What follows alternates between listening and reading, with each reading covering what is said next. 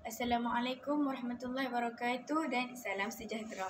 Tajuk saya pada hari ini ialah penjenayah rasuah parasit kesejahteraan masyarakat. Namun, sebelum spekulasi menjadi sensasi, biarlah saya definisikan dahulu 3 frasa penting tajuk pidato ini. Frasa yang pertama, penjenayah rasuah. Jika dirangkumkan bermaksud orang yang memberi atau menerima sogakan untuk tujuan gelap yakni menyalahi undang-undang. Nombor 2, parasit. Dari segi bahasa, boleh difahami sebagai orang yang menumpang hidup pada seseorang yang lain hatta memudaratkan mangsanya. Manakala dari segi istilah kesejahteraan masyarakat, membawa maksud keselamatan, kesenangan dan ketenteraman sesebuah masyarakat dalam sesebuah negara. Sahabat-sahabat hadirin yang saya muliakan, jenayah rasuah telah berlegar dalam rentetan sejarah masyarakat dunia. Kini, ianya telah menjadi satu fenomena global yang bukan rahsia lagi kerana dalam sejarah peradaban manusia, penjenayah rasuah ibarat duri dalam daging yang menumpang tuah orang lain dan dalam masa yang sama membawa kesan yang buruk dalam masyarakatnya. Hujah saya yang pertama, dengan untaian kata rasuah mencemarkan ketuanan bangsa. Hadirin sekalian, tidak ada satu pun bangsa di dunia ini yang menghalalkan rasuah. Ini kerana rasuah mencemarkan imej dan maruah diri, keluarga, masyarakat dan negara. Rasulullah melaknat mereka yang memberi rasuah dan menerima rasuah. Mereka akan dicampak ke dalam neraka. Sabda Nabi Muhammad SAW, la'anar rashi wal murtashi, ar-rashi wal murtashi finnar. Hujah saya yang kedua, rasuah memperkaya yang kaya, yang miskin bertambah miskin. Rasuah menyebabkan pengagihan kekayaan yang tidak seimbang. Natijahnya, golongan yang kaya bertambah kaya dan golongan miskin bertambah miskin kerana tidak mempunyai kabel yang baik. Ini kerana 3/4 daripada negara-negara yang tega rasuah adalah terdiri daripada negara-negara yang miskin, di mana rakyatnya berpendapatan kurang daripada $1 Amerika sehari.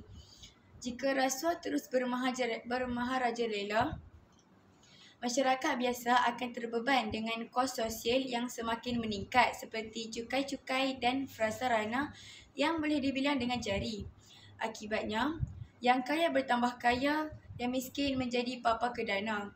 Sabda Rasulullah SAW, la yadkhulul jannah man nabatal lahbisu min suhatin. Man nabata lahmuhu min suhatin, an-naru awla bihi. Tidak masuk syurga mereka yang dagingnya tumbuh daripada benda haram, neraka lebih utama baginya. Hujah saya yang terakhir, rasuah melemahkan kepimpinan negara.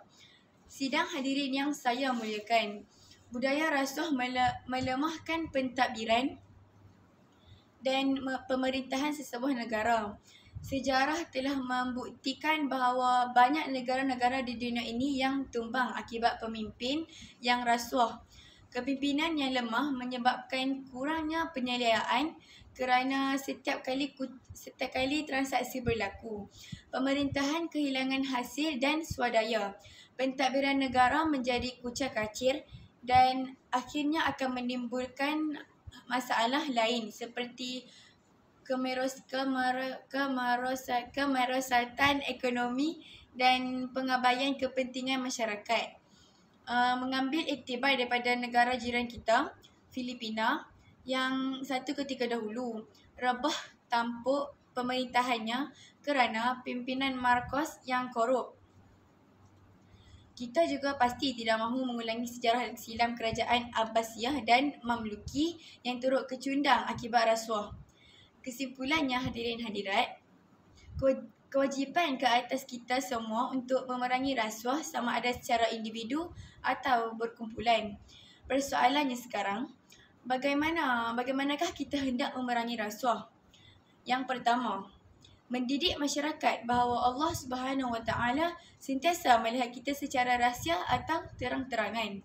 Yang kedua, pemerintah wajib memenuhi keperluan rakyat sehingga mereka tidak teringin kepada rasuah. Yang ketiga, melaksanakan kempen bahayanya rasuah. Yang keempat, menghukum pesalah rasuah dengan hukuman yang berat. Yang kelima, membuat pengaduan berkaitan rasuah kepada agensi-agensi yang berkaitan dengan rasuah.